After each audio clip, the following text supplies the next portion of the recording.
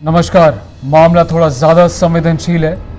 मुद्दा है त्रिपुरा का नॉर्थ ईस्ट खोवाट डिस्ट्रिक्ट। 21 जुलाई मंगलवार एक 17 साल की बच्ची अपने दोस्त से मिलकर घर लौट रही थी।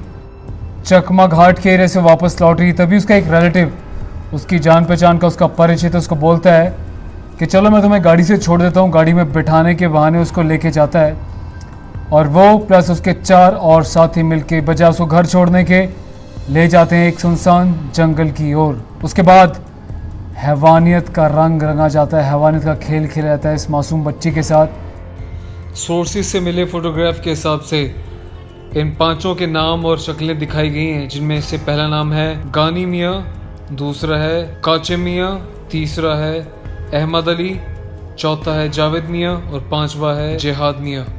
इसके जिस्म को नोच नोच के खाया जाता है। इसके साथ बर्बरता के साथ सामूहिक बलात्कार, गैंग रेप किया जाता है। रास्ते में लौटते वक्त तालीमुरा कोई जगह पड़ती है, वहाँ पे इस बच्ची को गड्ढा कूड़ा कचरा समझ के गड्ढे में फेंक दिया जाता है, ये सोच के कि वो मर चुकी है।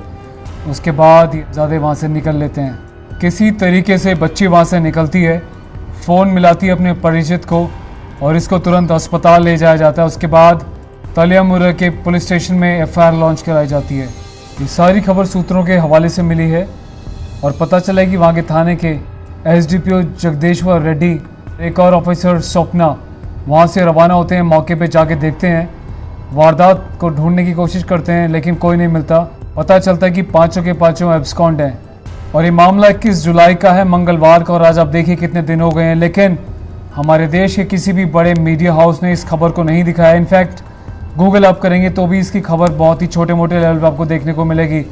जब त्रिपुरा स्टेट की तरफ से, नॉर्थ ईस्ट की तरफ से रॉयल सोल्जर चैन से जुड़े हुए कुछ परिवार के सदस्यों ने मुझे वीडियो भेजे, जानकारी भेजी, तो सुन के और देख के खून पूरा खौल गया। और मैं इस बात को लेकर बड़ा हैरान था कि हमारे देश का सो कॉल्ड मीडिया जो ग्राउंड रिपोर्टिंग की बात करता है, कहाँ सो जाता है। जब असम में बाढ़ आ रही होती है, लोग बच्चे भूख प्यास से मर रहे होते हैं, जानवर मवेशी मर रहे होते हैं, छोटी बच्चियों के साथ रेप हो जाते हैं। और ये कोई अकेला हादसा नहीं है। एक और मैं आपको बता दूं, एक मैरिड लेडी के साथ भी गैंग रेप हुआ है चंपावरी के खोवाई डिस्ट्रिक्ट में, जहाँ पे महिला अपने हस्बैंड के साथ रहती थी, बाहर सामान लेने गई थी। पता चला कि लोगों ने इसे पकड़ के जबरन इसके साथ भी दुराचार किया है, गलत काम किया है।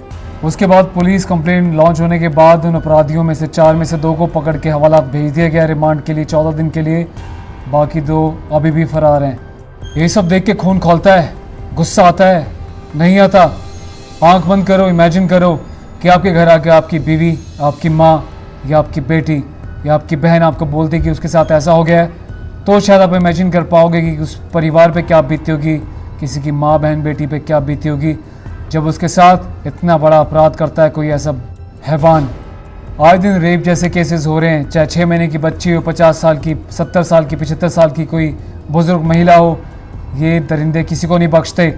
ऐसे लोगों का सिर्फ एक ही इलाज है, नो चार्जशीट, नो FIR, सीधा टपकाओ ऐसे लोगों को। कोई एक ऐसा कानून बने जिसके तहत रेपिस्ट को ऑन द स्पॉट सज़ा मिले बीच चौराहे पे। उसके बाद बाकी लोगों को भी डर लगेगा, खौफ फैलेगा, उनको समझ आएगा कि अगर मैंने रेप किया तो उसका अंजाम ये होगा। लेकिन कानून तो मजबूत है नहीं ना, बेल लेके छूट जाते हैं या वहाँ पैसे खिला के चार्जशीट को कमज़ोर कर लेते हैं, गवाहों को खरीद लेते हैं। उसके बाद एक आम आदमी कानून को लेता है अपने हाथ में। क्यों ऐसा करना पड़ता है? निर्भया बहुत बड़ा एग्जाम्पल है। 7-8 साल के बाद जाके, कितने सालों के बाद जाके निर्भया बहन को इंसाफ मिला। हेड्स ऑफ इन निर्भया की फैमिली को, उन्होंने कदम पीछे नहीं हटाया। उनको भी इतनी सारी धमकियाँ आई थी, इतने सारे उनको लोगों ने डराया था, धमकाया था, पीछे हटने के लिए बोला था, लेकिन वो पीछे नहीं हटी। उन्होंने सोचा मेरी बेटी तो चली गई, मेरी बेटी के साथ तो गलत हो चुका है, लेकिन अब मैं उन लोगों को नहीं छोड़ूंगी। और बदले में उन सबको फांसी भी हुई। तो किसी भी बहन बेटी के साथ ऐसा होता है तो प्लीज़ कदम पीछे ना हटाएं, आवाज़ उठाएं, आगे बढ़ें, कंप्लेन नोट कराएं और पब्लिकली ऐसे लोगों को एक्सपोज करें। एक बात और मैं कह देना चाहता हूँ, जो मेरे दोस्त पुलिस में हैं और जेलों में जो नौकरी कर रहे हैं, वो मुझे बताते हैं कि जब भी जेल में कोई गुंडा, मवाली या मर्डर केस में कोई आता है तो उसके साथ कोई दिक्कत नहीं होती। पर जब ये रेपिस्ट लोग जेल में जाते हैं तो उनको VIP सिक्योरिटी मिलती है। उन्हें डर होता है कि कैदी इनको जान से ना मार दें।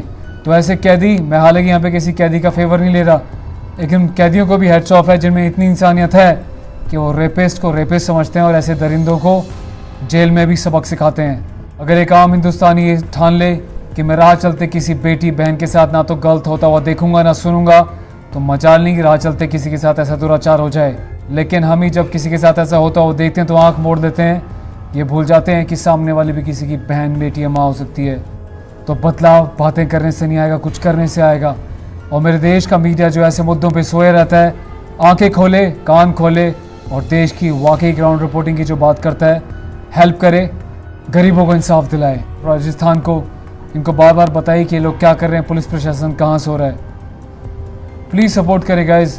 अगर मैं आपकी आवाज़ बनता हूँ तो मुझे भी आपसे उम्मीद है कि आप आवाज़ को आगे बढ़ाएंगे, ऐसे सेंसिटिव वीडियोस को शेयर करेंगे, मिनिस्ट्री तक, आला अधिकारियों तक इस बात को पहुँचाएंगे ताकि प्रशासन को पता चले कि वो लोग कहाँ सो रहे हैं और क्या हो रहा है।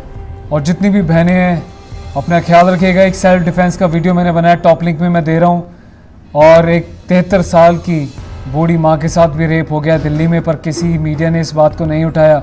उसका मेन वीडियो लिंक मैं आपको वीडियो के टॉप डिस्क्रिप्शन में और टॉप कमेंट में छोड़ के जाऊँगा, उसको भी देखिएगा।